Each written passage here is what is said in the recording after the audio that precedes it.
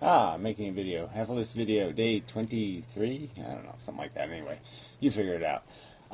So anyway, I guess I will, I'm thinking brain states. I'm thinking the nature of the beast. So we're back sort of to lizard, ape, something more, the intelligence thing.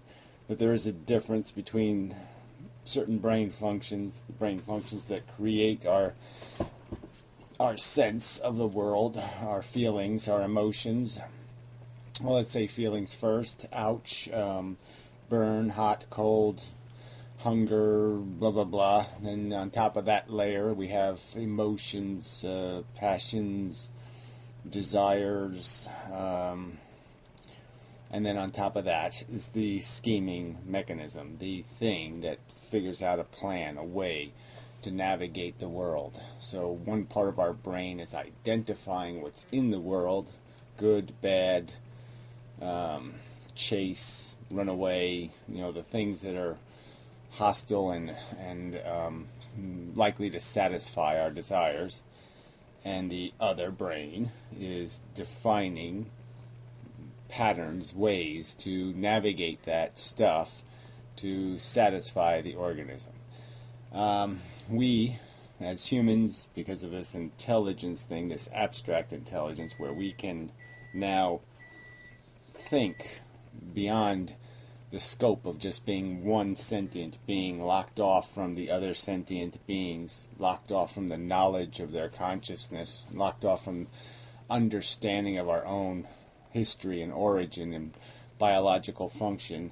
Now we have that knowledge. That knowledge puts us on a bigger game board, a bigger picture that we now exist in. It enlarges the universe we exist in.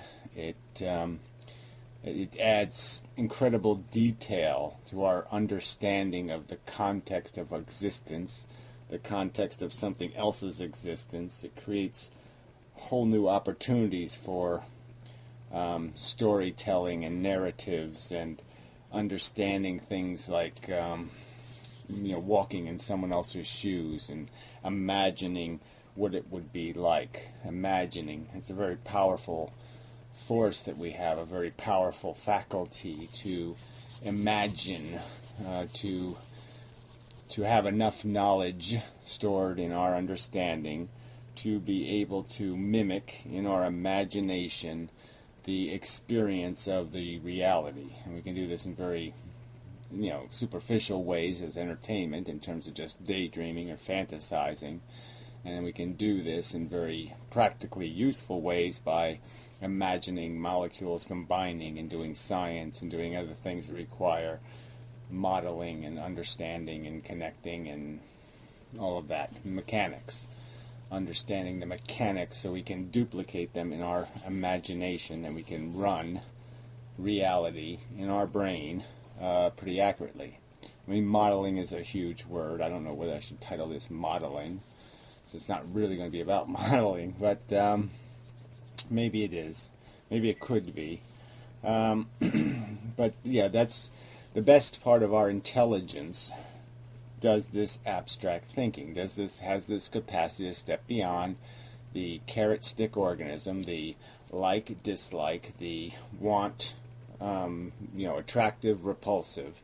That's how part of our system is reacting to the world. It's saying that's attractive, that's repulsive. Now we have this ability to imagine more. We find elements in that even in our imagination, repulsive and attractive. And our brain schemes. So another good concept word, the scheming mind. It schemes solutions. It attempts to manufacture solutions by running scenarios, variations on the theme, and through that process come up with solution to the problem of our repulsion or our attraction.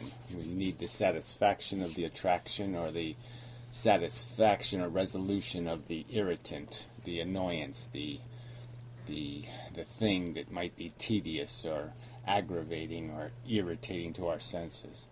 and the thing that creates a hunger in us and a desire in us and a want in us. But again, these are the forces that compel us as individuals. And we can use our intelligence to step beyond that and understand conceptually what's happening in the whole game. So we can understand that it's a game, that there are pieces, that there are players, that we're all players in the game, that we're all attempting to navigate in some sort of reasoned, schemed manner to gain our satisfaction, and that it is logically intuitive. I don't know if that's a good word. It is the nature of logic to discover, to realize, to find that value exists in these other creatures. We innately feel it because of the conditioning, because again the biological reaction attaches us to our family, the things we're raised with, the things we become comrade with, and we gain an empathy and a desire to protect them and concern for their welfare. And if we gain this faculty of logic, it becomes logically intuitive, obvious, natural to start extending that value system and to understand that the barriers aren't things like an ugly face or fat or maybe not too bright or some other stupid thing, wrong color eyes, or some other idiotic idea that would separate me from it, that it is just as real as me. These are obvious logical conclusions, that the sensing beings, we're all just sensing beings, and our welfare is all important. And then an intelligence almost automatically starts separating through that kind of simple logic its function from not only being something that functions for this individual, but it functions for a society, or it functions for a culture, or a nation, or however, your race even. People attach to lots of things. But a person could logically recognize that, yeah, I'm in it for the tribe, the gang, the civilization, the all-comers who come with merely a handful of vulnerability. They just have to come. They have to just show up and say, I'm vulnerable to being harmed. Worry for me. And maybe an intelligence would say, yes, they deserve inclusion. They can be harmed. They're included in my network of concern, in my network of welfare that matters. And yeah, that's what becomes this empathetic, caring intelligence. That's what defines intelligence, is in a sense being able to recognize these simple truths of our existence, that we can't steal from each other and win, that we can't harm each other to our benefit, and that it's no more illogical than for you to think it would be a good thing for somebody to harm you for their gain. You can certainly understand how that doesn't make sense, because you experienced the harm, you recognize its negative value, you imagine the value of the gain, and you say there's no way their gain could possibly equal the harm they just imposed on me. We can understand these simple math, and you can see the hypocrisy in humans, though, because they seem to be able to see it when they're on the wrong end of that exchange. But when on the beneficial end, all of a sudden their empathy degrades, their rational ability to see the obvious disappears, and all of a sudden the rationalizations show up that the other thing doesn't feel as much as them. It's not worth it. It deserves it because it did something wrong. It's not one of them. Period. It's good enough reason often. It's a Muslim. Good enough reason for it to be in pain. Just nonsense.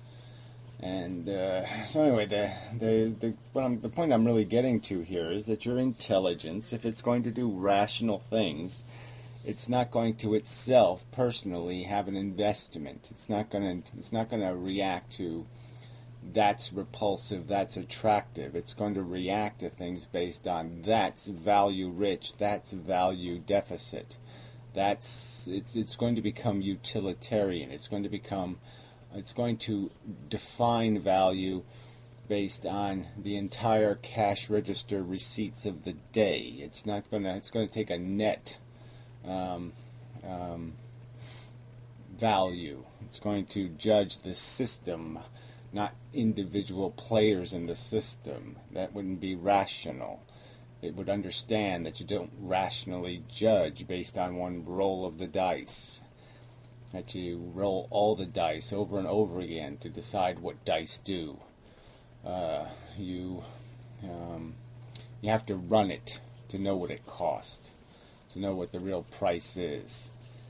So our brain looks at a longer term and a wider field, and so that wider field includes all these other sentience and the whole interaction, and the whole function of the machinery of life, and draws its conclusions, draws its approximations even, but it just starts saying, well, what's happening here? What's in the positive side and what's on the negative? What's being gained and what's being paid? And just make the simple equations based on its own understanding of what pain and suffering is, and its own understanding of what a satisfied desire is, and balancing that equation. And we can certainly all define the extremes. That we all can say, I think quite honestly, that a chocolate cupcake, if it cost one child having cancer, it wouldn't be worth it. That wouldn't be good enough. One cupcake, no. You have to produce more than that to justify the pain. And so it's getting, when you get closer and finer in trying to slice this, that's when it gets difficult. But I think if it is looked at as just a system, and you say, is any of the need generated from anything real? Or is it all just, I like the Yankees, and some other guy says, I like the Mets? The point is they just like. They need to like something. They need something. It's going to be anything. It just doesn't matter. And that's the problem here, is that the need is a self-justifying need. It's replication for the sake of replication. It's satisfaction for the sake of a satisfaction that doesn't need to exist. And the only thing that says any of this should continue is a perception in people's heads. There's no rational imperative in the universe. There's no words in the universe screaming out loud or written out there logically that say the human race needs to exist. And we can understand how clear that is because we can understand how obvious it is that we don't think the Martians need to exist, and we don't think the Plutonians need to exist, or the Uraniites, or the Municans, or the Merconians. None of these imaginable civilizations do we have any urgent perception that it needs to exist, because it isn't a logical need. The only thing that we need it because we perceive a need, not because the need is something we're recognizing. So there's a huge difference between you show up at a car accident and there's a person in a trapped car that's on fire, they're in pain. You can see the need to resolve their suffering. You can see the need to go attempt a rescue, to do something. But life doesn't do that. Life doesn't save something from harm. Life puts something at jeopardy. It opens the door to harm. It opens the door to risk, vulnerability, horror, trouble. And it doesn't do it for a good reason. Yes, it has some side benefit of this perception of victory as you climb out of your dungeon of deprivation and gain your satisfaction. You have your moments in the sun, and they are glorious, but they are just moments, and they are only glorious because of the hell you were put in first. Anyway, probably enough. But intelligence makes this visible. And intelligence changes your brain from a scheming tool that's scheming for an individual into a scheming tool that's scheming resolution of the dilemmas that are all over the life equation. There are problems with this system. There are problems with this mechanism. And intelligence wants a solution. Your intelligence should demand a solution. It shouldn't settle. It should say, make it right, or you don't make it. I mean, it's intuitively sensible not to make messes, not to risk disaster if you don't have to. Okay. Till next time. In touch.